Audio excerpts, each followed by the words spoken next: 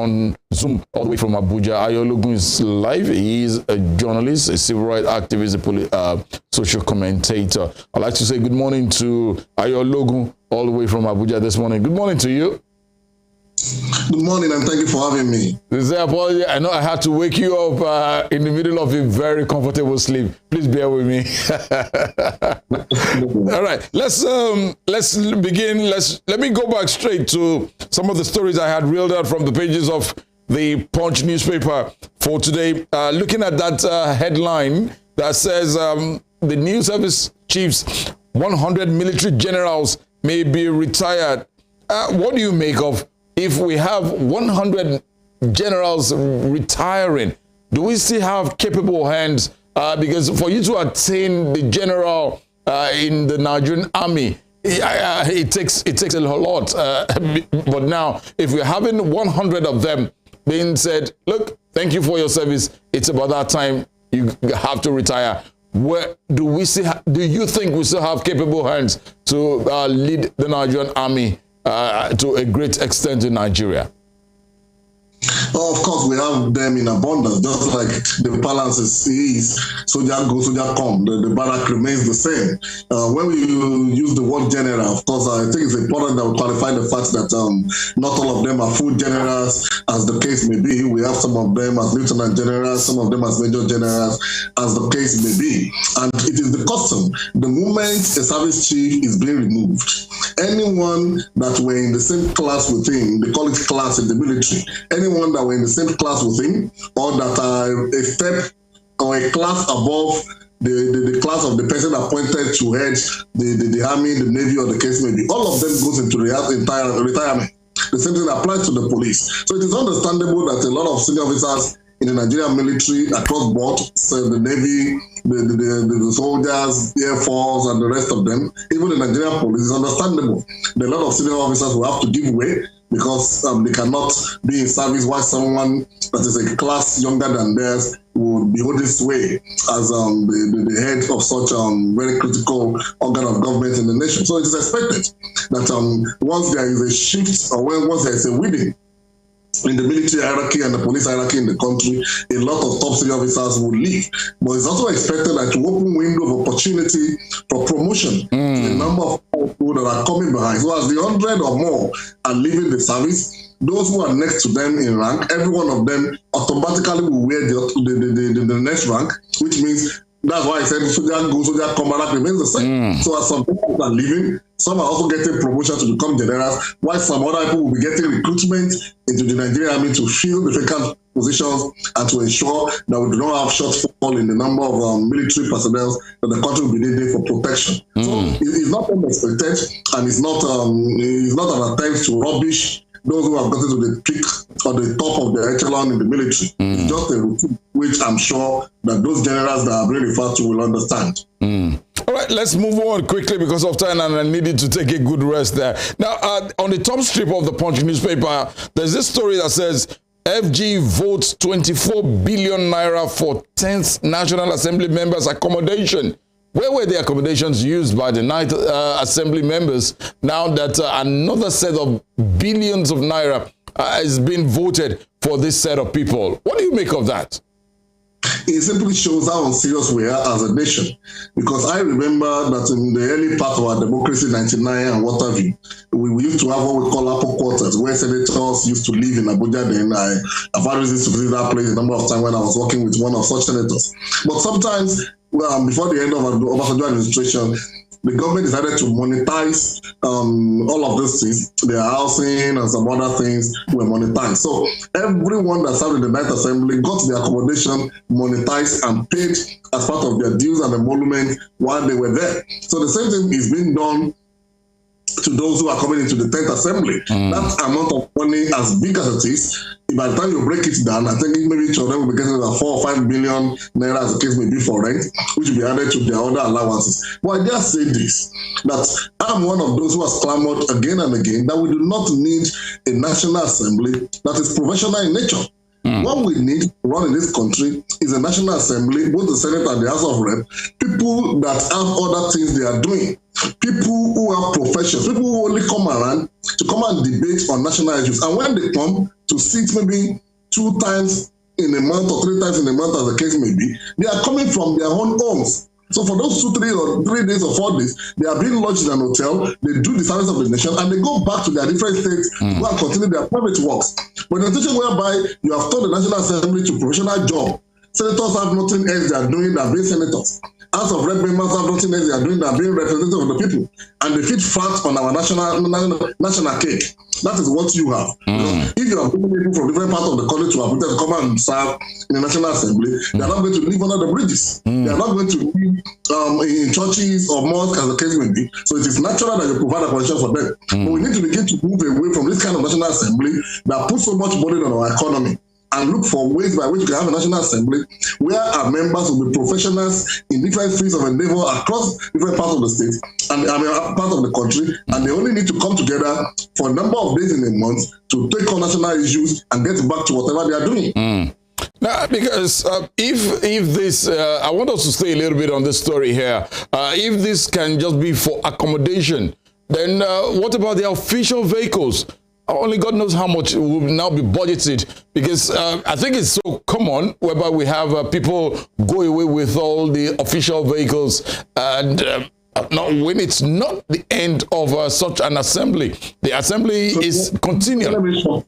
Let me shock you today. There's more to all of those things. We will recall that under the leadership of the 8th Assembly, where Senator Bukola Saraki was the Senate President, yes, a lot of money was earmarked for purchase of vehicles for members of that state's 8th Assembly.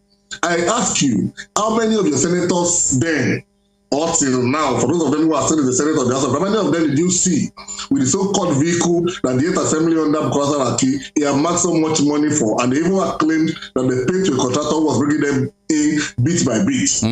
That amount of money was pilfered away, and the noise died down. Look, this is the only country where how much a senator or how much a House of Rep member is earning is shrouded in secrecy. Ask any Nigerian. Nobody can say specifically, this is how much a senator is earning. I remember when one of them wanted to bail the cat to tell Nigerians, they threatened him that, look, the moment you say that, we'll make sure you find your way out of this, out of the hollow chamber. And the person went mute. How can we live in a country where we don't know how much those who are serving us are earning? It's like you having civil service, it's like you having people working in your office, or your security guard, or what, or your housemaid, or what have you. And as a husband, you don't even know how much your wife is paying, or as a wife, you don't even know how much your husband is paying. So this is the kind of country where we have people serving us, and we don't even know how much they are earning. Let me tell you, apart from the allowance for accommodation, they will get wardrobe allowance, they will get furniture allowance, because they will not rent empty houses. They will get furniture allowance to equip the house to the tune of hundreds of millions. They will get cutting.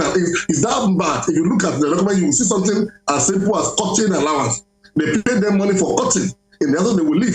They will pay them furniture allowance to equip the house. They are entitled to housemaid and security in that house, which will be on the bill of the government. We can go on and on because one is privy to some of these things. But it tells us that, look, we cannot continue like this as a nation if we want to be prosperous. We cannot continue to put wealth in the hand of a few at the detriment of others, simply because they are serving us. I doubt if they are serving us actually. I guess they are serving their bellies. Thank you. Let's move on quickly. There's this story here that has to do with the former CBN governor. And they have the writer here. He says, Emefiole's detention backed by court order, says DSS, still staying from the Punch newspaper. Emefiole's detention backed by court order, says DSS. Do we look at it this way? The DSS, this moment, we know that before now, they seem to be like nobody can talk to them, nobody can do it's whatever decision they've taken.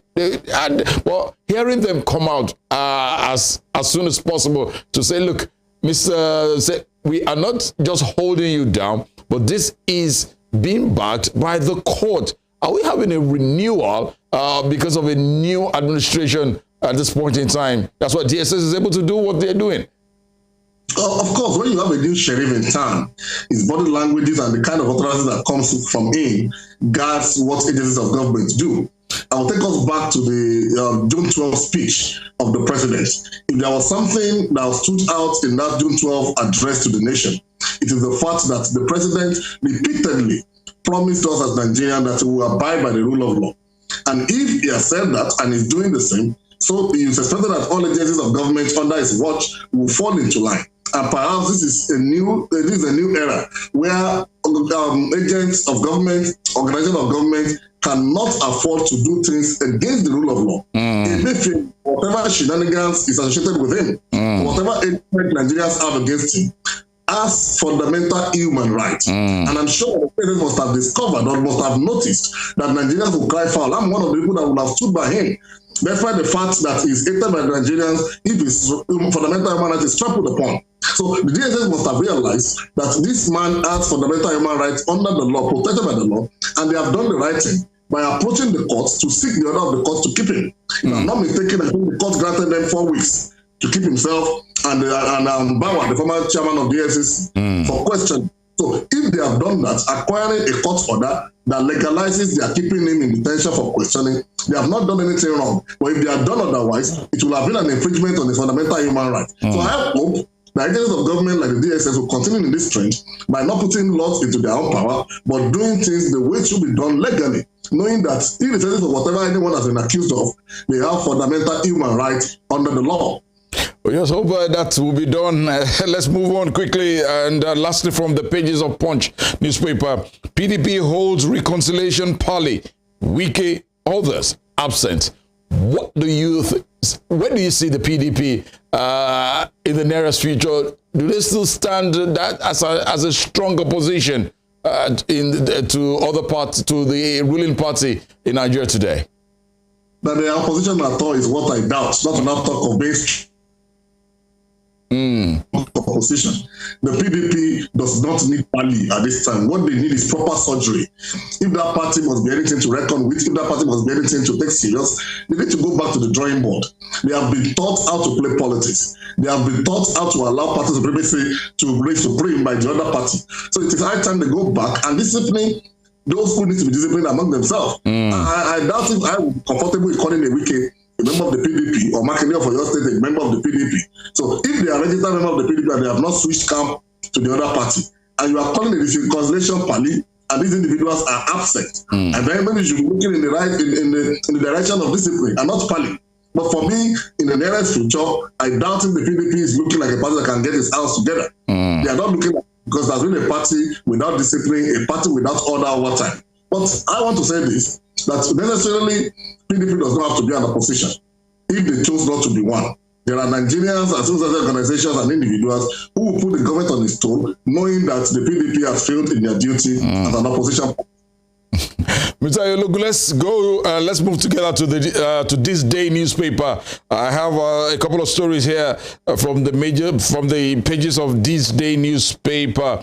But I want to start with the one I have on the top strip of this same daily. It says 6,221 Nigerian doctors lost to the UK in 6 years.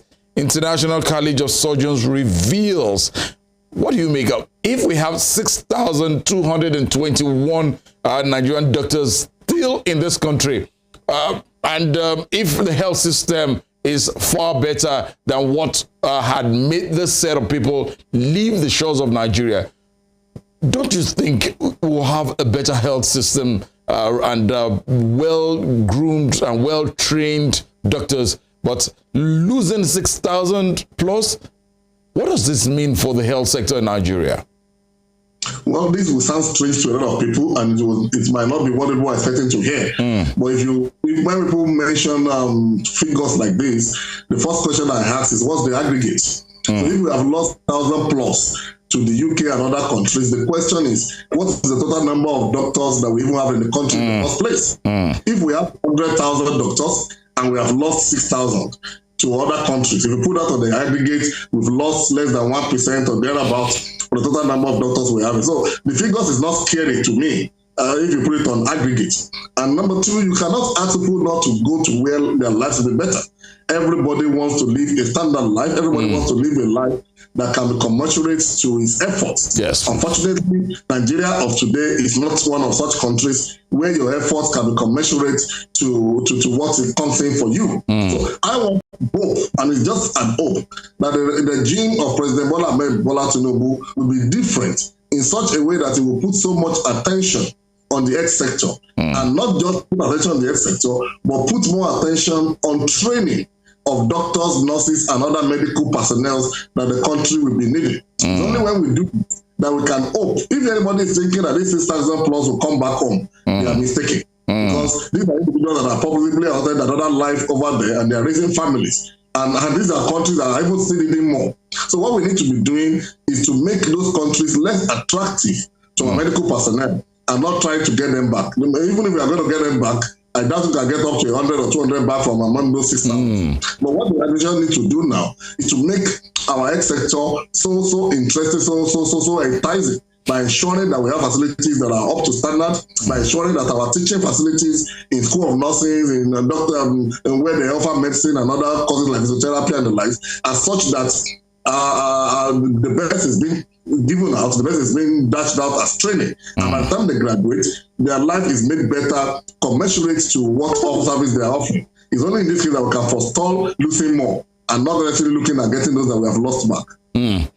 Comrade, still staying with that same story, there is this rider that says over 40 million Nigerians find it difficult to see a doctor. Where do we go from here? What does this administration of President Bola Ahmed Tinubu need to do to correct all these challenges faced by the common man? The first thing any serious administration will do is to make even the cost itself, medicine itself, attractive to people, and also affordable in wanting people to study it. And a lot of people make mistakes. When we use the word doctors, they believe it's only surgeons and what have you. We have those who are dentists, we have those who are physiotherapists, we have those who are specialists in different fields. But all of them are called doctors, and all of them have services they are rendering to the health sector. So what the serious nation needs to do now is to make the courses, the medical courses in the university that qualifies anyone to be doctor in whatever field he or she chooses, to make sure that it becomes attractive to younger generation and also affordable. It is when it is affordable and competitive that we can have more people trooping to that line, and then in a number of years, another 5-7 years, we're going to have an enhancement in the number of doctors that we are producing from the higher institutions, and we must make sure that as we are producing them, we are not losing them into the hand of other countries, by ensuring that as we are making medical sciences affordable, we're also ensuring that our hospitals are equipped with the best of equipment that we have to work with. We also must ensure that at graduation they are offered salaries and emoluments that are commensurate to the efforts they will be giving. It's only in that way that we can say, okay, in the next 10 years, we can have the required number of medical doctors in Nigeria that will be commensurate to the number of citizens that are approaching the hospitals for health care. All right, we'll just hope that can be done. But quickly, looking at this other story making the rounds from this day newspaper. Federal government exempts NDLEA, NAFDAC boards from dissolution. What do you make of these two very mighty agencies of government? Ever since Professor Adeyeye took over at NAFDAC, it's been great achievements. And ever since Brigadier Buba Marwa took over at NDLEA, it's been fabulous. We've seen how they've been able to do quite a whole lot. What do you make of these two boards of government that are doing so well? And is this why they have been set aside not to be dissolved? Absolutely. It's simply fulfilling the words of the Bible that says, that says thou a man diligent in his work, he will sit among kings and not mere men. These are not the only two agencies in the country. These are two major agencies of government that you will have thought they will be the ones to fill the. But it's only an hypocrite in Nigeria